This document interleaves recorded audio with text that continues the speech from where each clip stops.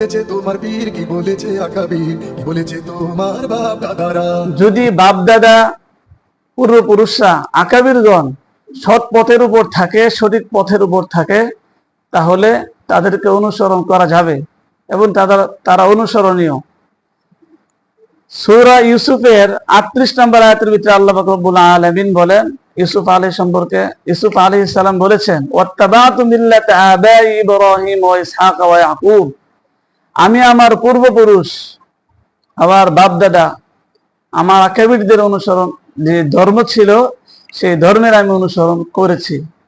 ইব্রাহিম আলাইহিস সালাম, ইসহাক আলাইহিস সালাম, ইয়াকুব আলাইহিস সালামের যে ধর্ম ছিল সেই ধর্মের আমি অনুসরণ করেছি। মুসাল্লি ওয়া মুসাল্লিমান আম্মা বা'দু ফাআউযু বিল্লাহি মিনাশ শাইতানির রাজীম। বিসমিল্লাহির রাহমানির রাহিম।